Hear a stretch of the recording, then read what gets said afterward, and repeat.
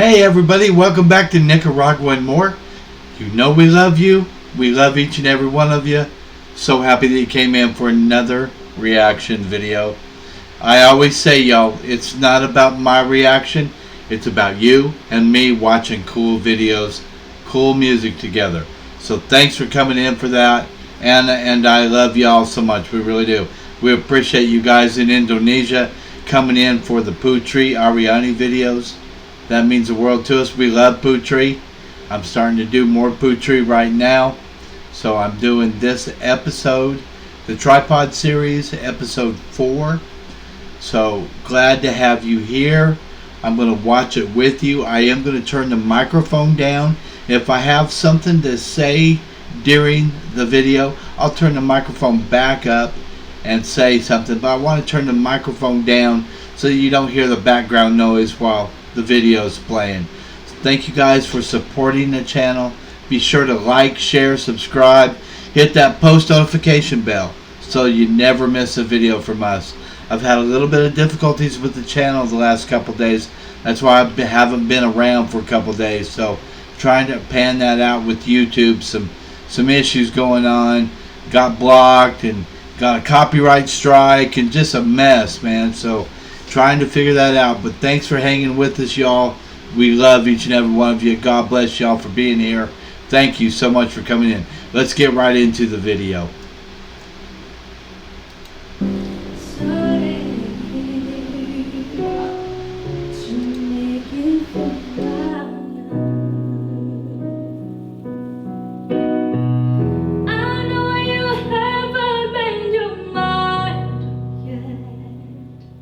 Itu wedding song aku, Putri. Merinding aku. Sebenarnya sekarang ini Putri lagi agak galau, Mas. Kenapa? Tapi bukan karena penceritaan ya, Mas. Ini tuh karena Putri kan sebentar lagi akan melanjutkan pendidikan. Kemarin Putri sempat campus tour di USA, di Harvard dan beberapa kampus yang lain. Jujur aja lah, berapa banyak orang tua yang neken anak-anaknya untuk ngambil prodi tertentu, iya nggak sih? Iya, Padahal betul. anaknya punya passion di tempat lain. Iya. Perbatasan yang bohong-bohongan ini antara akademik dan industri itu dipecah aja. Leburin aja semua betul. gitu. Jadi Ya. Don't say this, don't say that. Diam-diam.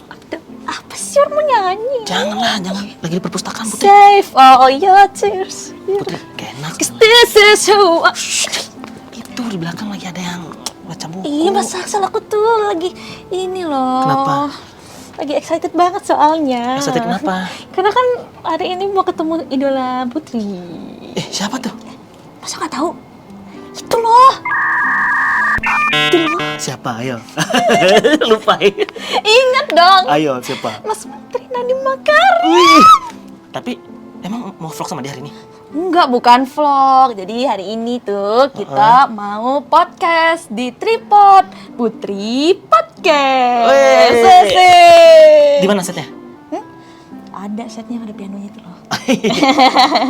Yuk kita ke sana yuk. Oke, let's go, Putri.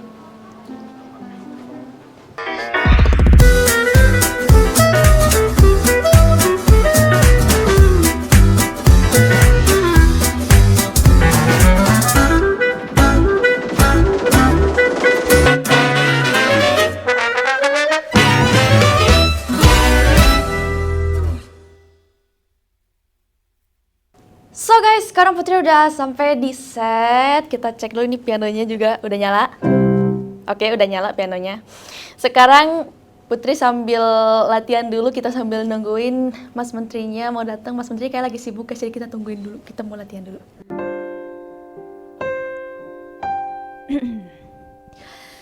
Yo prakonco dolanan ing jopo padang bulan padange koyo rino rembulane sing awe-awe ngelingake ojo padha turu sore yo prakonco dolanan ing jopo padang bulan padange koyo rino rembulane sing awe-awe ngelingake ojo padha turu sore. Halo Putri. Apa kabar? Mas Menteri, Iya. udah dateng. Iya, ampun. lanjut dong main. Bagus banget. Mas Aksel gimana sih, kok nggak ngasih tahu? Ya aku lupa Putri kasih kan terlalu merdu. Ih, parah banget, parah banget, parah banget. Aduh, ya udah, Mas Menterinya udah dateng guys. Mas Menteri silakan duduk Mas, anggap aja kantor Makasih. sendiri. Sudah duduk. Udah duduk? Sudah. Oke. First of all, I would like to say thank you so much for the time, Mas Menteri. You're most welcome. Karena hari ini Mas Menteri sudah bisa hadir di Tripod. Tapi Putri opening dulu ya Mas ya. Aku dong harus terima kasih dapat private concert dari Putri.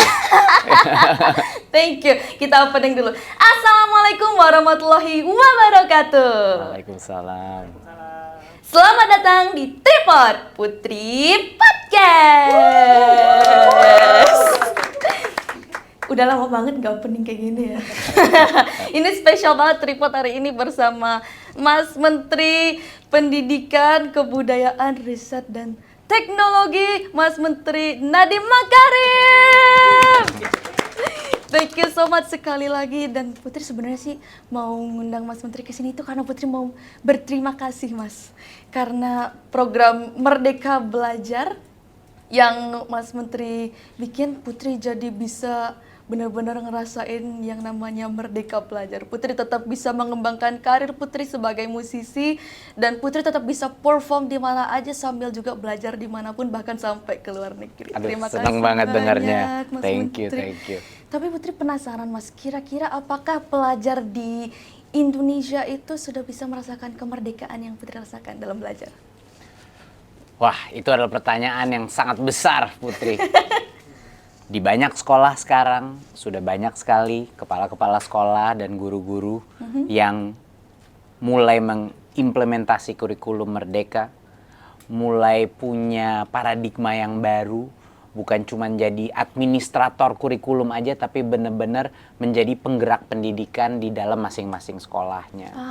Dan itu bukan proses yang akan tiba-tiba, Putri. Mungkin sekolahnya Putri agak spesial. Ya. Misalnya, mungkin sekolahnya Putri, kepala sekolahnya lebih progresif, dia sudah mengadopsi kurikulum merdeka secara cepat Ya, dan memberikan betul. kemerdekaan kepada murid-muridnya. Benar. Belum tentu semua sekolah seperti itu, tapi sedang ada gerakan masif Iya. yang sedang merubah semua sekolah-sekolah di Indonesia. Di tempat-tempat yang mungkin kita nggak bisa nebak, Ya, ya, gitu. ya, ya. Tapi ya, kepengen tahu dong Putri, seperti apa kurikulum merdeka atau merdeka belajar itu ngebantu Putri itu seperti apa sih? Karena lewat digital, lewat teknologi. Jadi biasanya itu guru-guru mengirimkan ngirimin file gitu ke Putri, atau ngirimin ujian ulangan gitu, and then Putri kirim balik. Sebenarnya cuma sesimpel itu aja. Oke. Simpel itu. Jadi bisa personalized ya Ya. pendidikannya, mengikuti setiap kebutuhan dan kemampuan masing-masing anak. Betul. Kalau misalnya Putri ada nggak paham materi, itu Putri tinggal telepon aja gurunya. Oke. Jadi luar biasa. benar-benar semudah itu. Tapi Putri tahu kan aku datang ke SMK-nya Putri? Iya, kemarin itu pada Udah tahu heboh kan? Mas. Kemarin itu pada ngechat Putri, ada Mas Menteri Pendidikan datang ke sekolah gitu. Pada heboh semuanya. Gimana Mas, menurut Mas Menteri sekolahnya Putri? Luar biasa. Thank you. Makanya saya bingung ini, waktu saya pertama datang saya bingung ini gimana sekolah, ini kan sekolah SMK negeri ya, Iya, betul. yang bisa menghasilkan talenta seperti Putri Aryani itu kan saya harus melihat sendiri. Jadi saya langsung datang ke situ. Waktu saya melihat performance konsernya mereka baru wow. Hampir nangis saya melihat thank talenta-talenta you. luar Sempet ngeliat biasa. konser juga kemarin Sempat ya? melihat konser. Iya. Dan katanya konser itu bukan performance untuk saya, itu memang ada mata pelajaran konser. Namanya orkestrasi. Orkestra, iya. Orkestra itu Iya, namanya orkestra. itu luar biasa. Ya, Keren banget. Itu memang kita praktiknya bisa 2 sampai 4 jam per hari. Itu bisa. Wow. Apalagi kalau lagi ada acara-acara besar. Makanya memang itu Putri merasakan udah nggak kayak sekolah sih, udah kayak benar-benar karena passionnya Putri di musik. Jadi Putri benar-benar ngerasa seneng banget. Itu keren banget, masuk ke satu ruangan ada 3 orang lagi latihan biola. Iya, ada piano Intens di setiap banget. kelas juga. Jalan keluar ada pendopo tiba-tiba lagi main poco-poco dan lain-lain, itu luar biasa. Jadi di semua lingkungan sekolah itu merdeka dalam berkreasi di berbagai lokasi. Tapi inspirasi Merdeka Belajar ini awal dari mana sih Mas sebenarnya? Ya sebenarnya karena saat ini menurut saya Ya. Putri, sistem pendidikan kita itu terlalu kaku. Betul. Sistem pendidikan kita itu lebih seperti melakukan, mengeksekusi atau mengimplementasi suatu kurikulum yang kaku dan tidak bisa diadaptasi untuk setiap anak, setiap kelas, setiap daerah. Jadi menurut saya Merdeka Belajar itu adalah suatu paradigma di mana yang terpenting adalah anak-anak itu belajar. Setiap anak belajar di levelnya masing-masing. Dan nggak capek juga belajarnya ya jadinya. Betul, betul. Jadi kurikulumnya itu juga jumlah substansinya kita kurangin secara signifikan, 30-40%.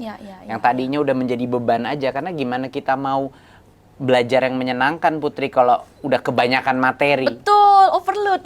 Overload sekali, iya. Jadi itu kuncinya menurut saya. Dan juga untuk guru-guru bisa menjadi co-kreator dari kurikulum itu. Guru-guru diberikan fleksibilitas gimana cara memanage waktu mereka, dan guru-guru diberikan tugas baru gitu, yaitu memimpin perubahan di masing-masing sekolah. Ya, berarti sebenarnya bukan cuma enak di murid, tapi juga di guru harus merdeka juga untuk ngajar murid-murid. Betul, gitu ya? dan kepala sekolah harus merdeka. Great. Itu berarti sekolah-sekolah juga harus bisa lebih, ibaratnya mindsetnya lebih open gitu ya. Betul. Untuk program Merdeka Belajar ini. Ini Putri benar-benar merdeka banget. Putri seneng banget kalau ada namanya program ini, karena Putri bisa belajar sambil ngapain aja, Putri bisa sambil belajar. Ini tadi Putri juga kebetulan sambil ujian juga bisa. Luar biasa. Terus sebenarnya sekarang ini Putri lagi agak galau, Mas. Kenapa? Tapi bukan karena penceritaan ya, Mas. Ini tuh karena Putri kan sebentar lagi akan melanjutkan pendidikan. Kemarin Putri sempat campus tour di USA, di Harvard dan beberapa kampus yang lain. Kalau menurut Mas Menteri, bagaimana peluang pelajar Indonesia untuk bisa belajar di kampus-kampus top di luar negeri? Wah, banyak sekali kesempatannya. Di dalam 3-4 tahun terakhir ini mungkin masa terbaik untuk mendapat kesempatan untuk belajar di luar negeri sekarang. Karena dengan dorongan dari kita dan Kemenq, sekarang anggaran untuk beasiswa untuk luar negeri ya, dari LPDP itu sekarang menjadi jauh lebih besar. Bukan cuma itu, sekarang dibuka ke S1. Ya, LPDP tadinya cuma buat S2. Oh iya? Sekarang S1 bisa. Oh, wow. Iya, jadi bisa masuk masuk universitas-universitas top. S1 dan dibayarin LPDP. Asik banget. Dan bukan cuma itu, karena kami ingin memastikan bahwa anak-anak punya kesempatan yang terbaik. Karena setiap kali saya keluar negeri dan melihat kok jumlah anak Indonesia sedikit banget di sekolah-sekolah ini gitu. Iya. Dan itu membuat kita frustrasi. Kenapa ini? Jadi ternyata bukannya bahwa anak-anak Indonesia itu nggak mampu masuk, tapi mereka tidak diberikan fasilitas-fasilitas untuk preparasi untuk masuk. Kayak pre-testnya untuk tes dan segala macam, untuk adaptation juga gitu ya? Exactly. Jadi kita membuat program namanya Beasiswa Indonesia Maju, yaitu pre-preparationnya pada saat mereka masih di SMA untuk test taking. I think what Putri wants to do here is really cool. I mean, Putri is trying to be proactive and help people, and that's awesome. Help children, students that want to learn music, and that's awesome. So, good on Putri. Awesome for her.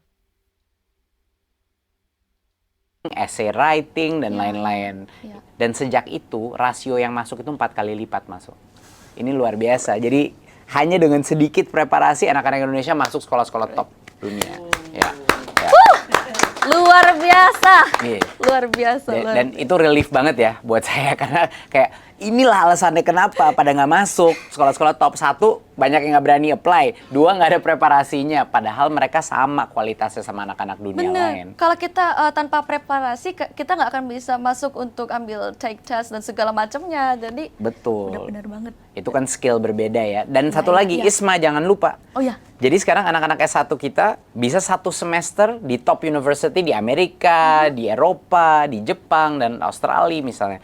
Dan sekarang sudah ribuan yang udah masuk program ISMA. Ini program paling populer di program S1 Indonesia untuk 1 semester di luar negeri. Itu Dan program apa tuh, Mas? itu program 1 semester, exchange. Oh, jadi, exchange, kayak pertukaran pelajar. Betul. Ya. Jadi itu exchange yang didanain oleh LPDP, full.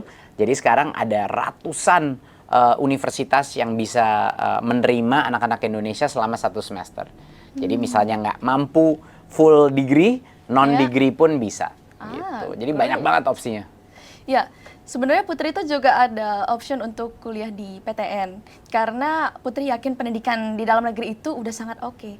Tapi gimana ya Mas cara meningkatkan kualitas pendidikan di dalam negeri sehingga lulusan-lulusannya itu mampu bersaing secara global? Ini adalah mungkin esensi dari program Kampus Merdeka adalah agar lulusan-lulusan kita bisa bersaing secara global.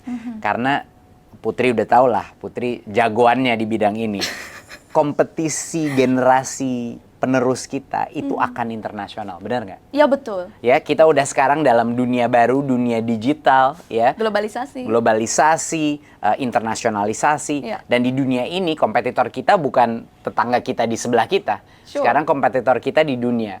Kalau Putri bikin konten, kompetitornya kan bukan cuman di sini kan? Bukan, Putri kompetitornya itu kreator-kreator global, musisi-musisi global dan segala macam. Exactly. Jadi sekarang kompetisi itu udah global. Betul. Gimana caranya agar lulusan-lulusan universitas kita bisa bersaing dengan global? Satu adalah saya menekankan bahwa inovasi di sistem perguruan tinggi kita harus lebih maju dari negara maju.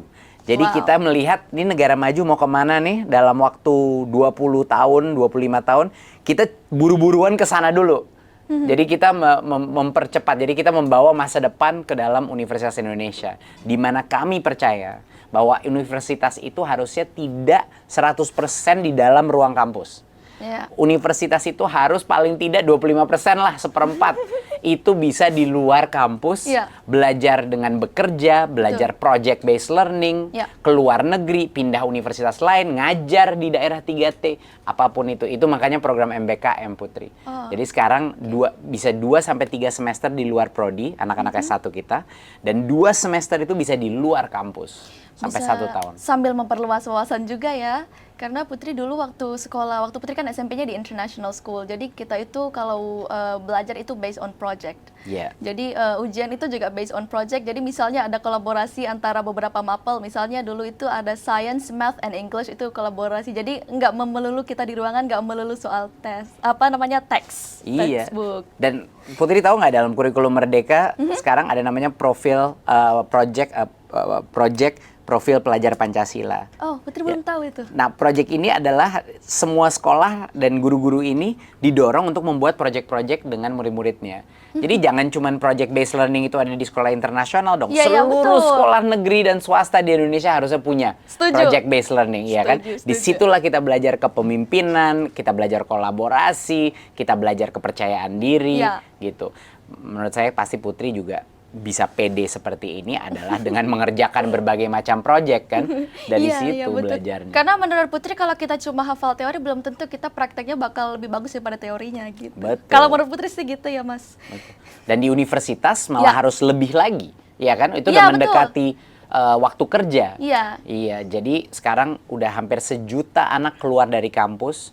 Kita juga memastikan bahwa industri berkolaborasi dengan universitas dengan memberikan insentif siapapun industri yang menyuntik dana ke dalam program perguruan tinggi itu akan mendapat dana padanan, matching, di-match oleh pemerintah gitu. Jadi sekarang ada ribuan perusahaan yang invest ke dalam universitas untuk prototyping, untuk bikin research and development dan lain-lain. Jadi basically Putri, saya tuh kepengen perbatasan yang bohong-bohongan ini antara akademik dan industri itu dipecah aja. Leburin aja semua gitu. Jadi itu sebenarnya esensi daripada Kampus Merdeka. Jangan ada tiang-tiang pemisah, jangan ada tembok-tembok yang sebenarnya nggak ngerti juga kenapa ada tembok-tembok itu dari dulu gitu. Harusnya ini melebur gitu. Kalau Putri boleh kasih satu pikiran juga, kadang-kadang yang menghambat itu karena beberapa pengajar itu mungkin masih terpaku sama sistem pendidikan yang lama. Jadi kadang-kadang itu kita harus hadir secara langsung di kelas gitu loh. Kadang-kadang nilai itu bisa sedikit aja mungkin ya dikurangi beberapa persen karena mengerjainnya tuh di luar. Apa dampaknya misalnya Putri submit suatu project tapi ada satu hal atau peraturan atau satu bagian yang Putri lupa atau apa, lalu misalnya digagalkan sama profesornya. di dunia mana, di dunia yang nyata, di dunia pekerjaan, di mana itu bisa terjadi karena kita satu error kecil tiba-tiba semuanya gagal, kan nggak ada. Iya, Di dunia yang makanya. nyata semua itu iterasi, bener nggak? Iya, betul. Kita memberikan sesuatu lalu dikasih feedback, lalu kita perbaiki lagi dan terus sampai menjadikan hasil kerja yang baik. Iya, Gitu. Itu yang lebih nyata lah. Pokoknya semakin beda dunia akademis di dalam perguruan tinggi, semakin berbeda dengan dunia kerja, menurut saya akan semakin tidak relevan. Dan kebanyakan anak-anak akan melihat universitas itu hanya, ya udah ini adalah permainan, suatu olahraga yang harus saya lakukan untuk Yang dapat penting selesai yang aja. penting selesai, yang penting bagus, ya kan angkanya dengan berbagai macam cara yang mungkin tidak lazim untuk mendapatkan angka yang baik, bisa juga terjadi. Tetapi dia tidak melihat itu sebagai kesempatan untuk belajar. Dia melihat itu sebagai ya udah ini kerjaan saya sampai 4 tahun ke depan saya harus main permainan di dalam kampus untuk bisa maju dan baru dunianya nyata. Padahal kan dunia 4 tahun di kampus itu sayang sekali kalau itu tidak menjadi benar-benar sumber pembelajaran, sumber inspirasi. Dia menemukan apa sih sebenarnya yang membuat dia interest, yang mungkin prodi dan passionnya mungkin jauh berbeda. Salah Ya. jurusan Ya, ya. kita jujur aja lah. Berapa banyak orang tua yang neken anak-anaknya untuk ngambil prodi tertentu. Iya nggak Iya, sih? iya, iya, Padahal betul. anaknya punya passion di tempat lain. Iya, betul. Mungkin Putri nggak punya masalah itu dengan orang tua Iya. yang luar biasa. Karena orang tua Putri juga udah open minded untuk anaknya itu dibebasin untuk ambil pilihan sesuai dengan passionnya, yang penting dia tanggung jawab sama pilihannya. Exactly. Asal accountable kan? Ya, dan konsisten. Yes. But in my opinion, sebenarnya kita itu jangan menunggu kesempatan, tapi ciptakan kesempatanmu sendiri. Absolutely. Siap. Setuju. Thank you. Setuju. Tapi itu Putri sebenarnya pengen kuliahnya tetap di Indonesia, but bisa ngerasain experience yang sama kayak di luar negeri. Kira-kira ada nggak ya program kita kuliahnya di Indonesia, tapi experience-nya kayak di luar negeri? ISMA. Itu dia. Putri bisa mengambil 2 tahun. Misalnya kalau keterima di ISMA, Ya. Putri bisa ngambil satu semester di Universitas 1, satu semester lagi di Universitas 1. Jadi 1 tahun full di universitas luar negeri walaupun S1-nya dari Indonesia. Jadi itu bisa. Jadi itu selama S1 Putri bisa mengambil 1 semester di luar negeri atau ada berbagai macam program joint degree juga yang akan mulai. Bisa online nggak, Isma? Belum ya? Nggak tahu saya, kayaknya harus dicek dulu.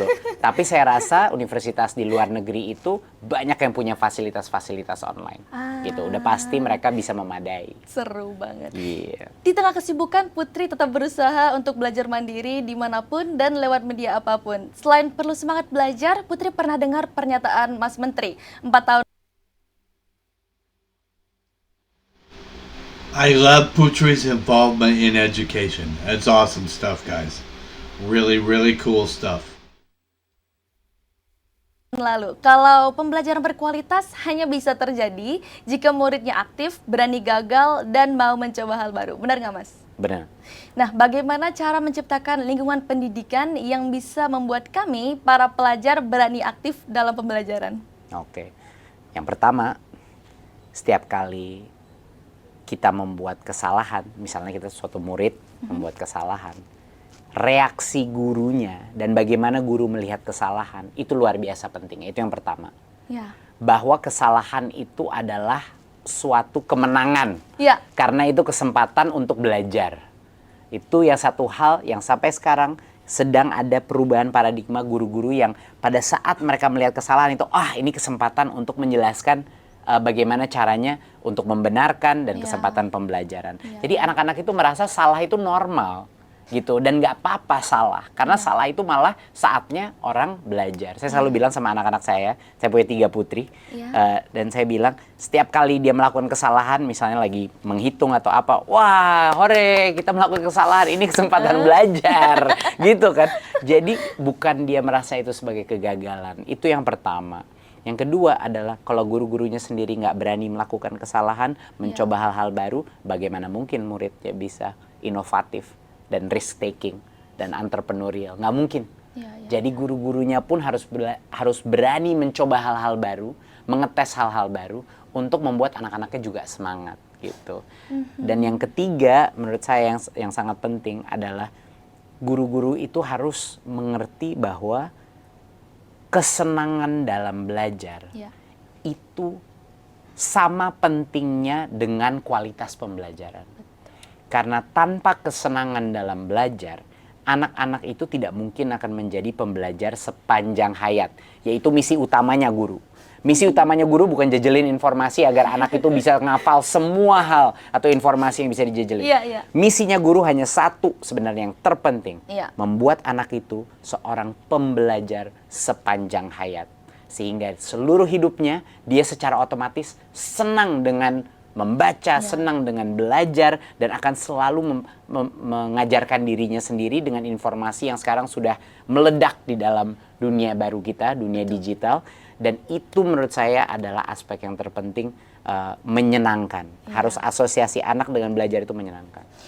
Karena sekarang juga informasi gampang banget untuk diakses. Terus juga kita bisa belajar apapun dari media sosial or dari mana aja. Dan yang paling penting kalau menurut Putri sekarang alhamdulillah pelajaran itu sudah aksesibel dan inklusif. Yes. Jadi Putri juga tetap bisa akses, teman-teman Putri juga yang difabel bisa akses pelajaran sama seperti teman-teman yang lain. Betul. Yang penting kita nggak overload informasi aja ya dari guru-guru. Aduh. Bukan hanya dari guru, bisa overload informasi dari guru, overload dari orang tua, ada overload dari sosmed. Soalnya kadang-kadang itu kita masih suka belajar dengan sistem SKS. Iya. Karena kita tuh takut salah, karena kalau misalnya salah dikit kan sekarang dulu itu nilainya langsung kurang, kalau misalnya nggak sesuai sama pemikiran gurunya nilai itu langsung kosong gitu kan. Sekarang tuh makanya Putri rasa memang udah berubah sih sistem pendidikan kita. Alhamdulillah, semoga besok bisa berkembang lebih baik lagi. Amin. Amin. Nah Putri itu kan sebagai musisi Putri suka ngulik banyak genre lagu. Putri juga suka sama K-pop yang sekarang nih lagi digandrungin anak muda di seluruh dunia. Tapi Putri itu juga gregetan banget Mas. Putri itu pengen banget seni dan kebudayaan Indonesia itu bisa mendunia juga. Putri tuh biasanya kalau tampil suka nyelipin unsur-unsur Indonesia. Nih kayak sekarang Putri pakai kostumnya Indonesia, ini ten dari Lombok. Oh, bagus sekali. Thank you. Dan di beberapa kesempatan juga Putri suka menyelipkan misalnya kayak lagu-lagu beretnik Indonesia dan juga pokoknya lokal banget gitu lah. Kalau menurut Mas Menteri gimana caranya mengembangkan lokalitas budaya dan menjadikannya sebagai sarana pendidikan? Kalau menurut saya sih satu-satunya cara adalah membuat budaya lokal menjadi suatu hal yang populer di generasi muda. Kalau generasi muda nggak ngangkat ini, kayak Putri ya, kita perlu 1 juta Putri ya di seluruh Indonesia yang akan senang dan berinovasi dalam budaya lokal kita. Dan nggak perlu satu hal yang mungkin banyak generasi muda itu mengira budaya itu adalah suatu hal yang statik, ya, yang nggak pernah berubah, ya kan, statis dia. Dan itu menurut saya sangat salah. Budaya adalah kepemilikan semua orang, termasuk anak muda. Jadi kalau anak-anak muda ingin melakukan suatu budaya adat tapi dimodernisasi, misalnya, dijadikan satu, misalnya mau ada budaya, saya dengar banyak sekali di beberapa band misalnya di Papua melakukan hip hop. Tapi dengan influence adat lokal juga, itu keren banget. Dan menurut saya budaya itu milik kita semua Putri. Jadi satu adalah partisipasi anak-anak muda. Yang kedua adalah kita membuat banyak inisiatif untuk bahasa daerah, tapi kita festivalkan di berbagai daerah. Sehingga anak-anak muda itu merasa ini bagian dari kemenangan dan prestasi mereka. Untuk mengenal adat, budaya, dan bahasa mereka sendiri. That's great. Dan kita baru aja ngeluarin dana abadi kebudayaan Putri. Khusus untuk mendukung talenta-talenta kita yang punya potensi besar, event-event, seniman, proyek kolaborasi luar negeri, dan lain-lain. Ada film matching fund untuk kolaborasi dengan tim luar negeri, dan lain-lain. Jadi kita benar-benar bukan hanya membuat kebijakan dan festival dan event, tetapi juga ada anggarannya juga gitu yang kita kerahkan gitu. untuk memastikan itu. Ngomongin modernisasi tadi Putri sebenarnya juga nyelipin sedikit ada unsur gamelan di lagu terbaru Putri yang kemarin judulnya Perfect Liar. Oh. Itu di last partnya itu ada gamelan-gamelan tapi tipis aja gitu. Iya, itu itu salah keren satu banget. cara Putri juga untuk mengenalkan Indonesia ke kancah dunia.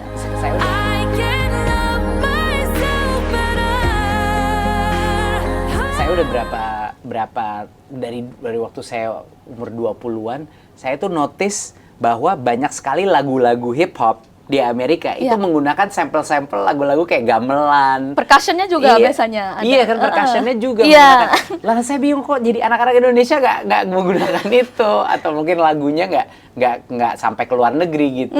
Iya, Sampai iya. hip hop producer di Amerika aja buat itu. Jadi menurut saya keren banget sih. Iya, kalau benar bisa. benar. Nah, kita kan udah ngobrol-ngobrol nih Mas. Sekarang Putri pengen kasih Mas lagi spesial, boleh nggak? Wis. Private concert, yes. This song is special for Mas Menteri.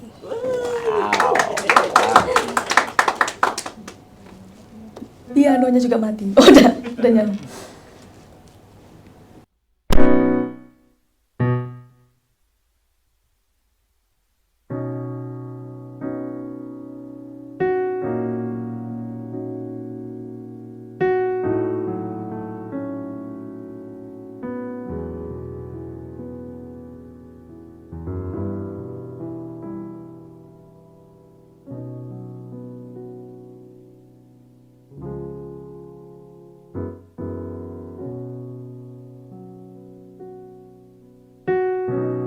When the rain is blowing in your face and the whole world is on your case to make you feel my love. Thank you. Itu wedding song aku, Putri. Oh iya, Yes. berarti relate ya. Relate ya. Kita tadi udah Pas dapat lah, merinding aku. kita tadi dapat dari narasumber terpercaya. Ah kan pastilah. Pasti ada bocoran itu. Amazing. You're so beautiful. Thank you. Amazing, ya. Satu lagu lagi boleh? Ya boleh lah. 10 lagi juga boleh. Waduh. Oke, apa sih yang nggak buat Mas Menteri? Iya. Soalnya nih Mas Menteri ini salah satu menteri idola Putri nih. Aduh, yang thank paling you, Putri thank you. ngefans. Thank Karena Putri you. anak pendidikan banget. Bisa dong. Oke. Lagu ini Putri ciptain sebagai ekspresi dari rasa cinta Putri kepada negara kita, Indonesia. Karena kalau buat Putri, Indonesia itu adalah permata indah dunia.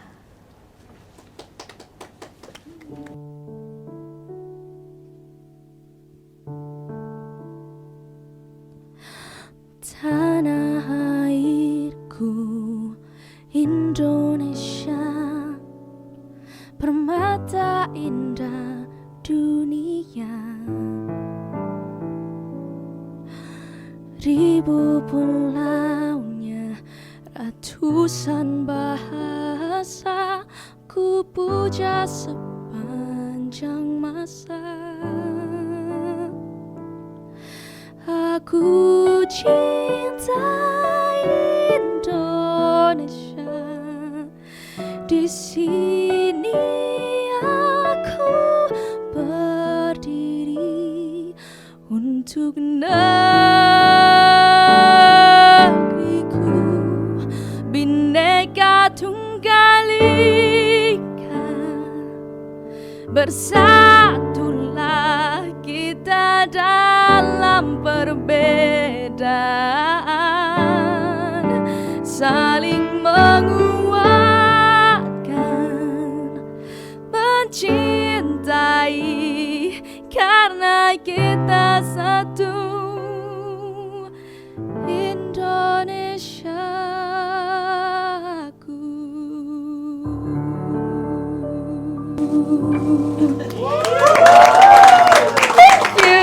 Wow. Beautiful. Hope you enjoy. That was so That was pretty. so nice. Bineka Tunggal So Ika. pretty, that Yes. song. Luar biasa. I Beautiful. put it on the ref so people can remember that part like more easier.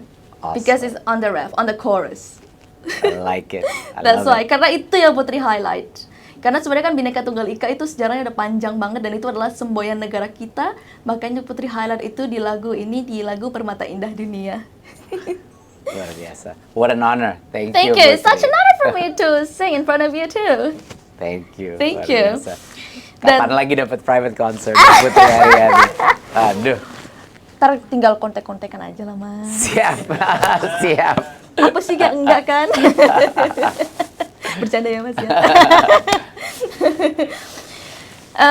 Tapi Putri juga berterima kasih kepada Mas Menteri untuk waktunya sudah mau ngobrol-ngobrol bareng Putri di Tripod, memberikan informasi yang sangat luar biasa, juga ilmunya yang sangat keren, dan juga Putri sangat nggak bosan Putri untuk bilang Putri sangat kagum dengan program Merdeka Belajar karena it's relate to me, it's relate because Putri juga seorang pelajar dan Putri sih pengennya Mas Menteri jadi Mendikbud terus lah. karena programnya pas banget gitu sama pemikirannya Putri gitu loh. Thank you. Pokoknya semoga pendidikan Indonesia bisa terus semakin berkembang dan semakin berinovasi. Amin. Amin.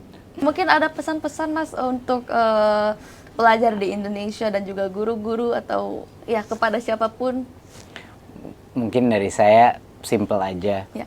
Bahwa jangan sampai Merdeka Belajar itu menjadi kebijakan saja. Ya. Merdeka Belajar itu didesain untuk menjadi gerakan. Berarti yang memiliki itu bukan Kemendikbudristek, bukan pemerintah, tetapi setiap guru, setiap murid, setiap orang tua, setiap dosen, dan setiap mahasiswa di seluruh Indonesia. Ini sekarang milik kalian. Jadi tolong fight for it, always. Gitu. Luar biasa, boleh tepuk tangan dulu untuk Mas Menteri. Thank you. Sangat luar biasa sekali sharing di Tripod hari ini. Makasih juga buat teman-teman yang udah dengerin Tripod, udah nonton Tripod sampai habis. I'll see you guys on Tripod episode berikutnya. Assalamualaikum warahmatullahi wabarakatuh. Bye-bye. Waalaikumsalam. Yeay!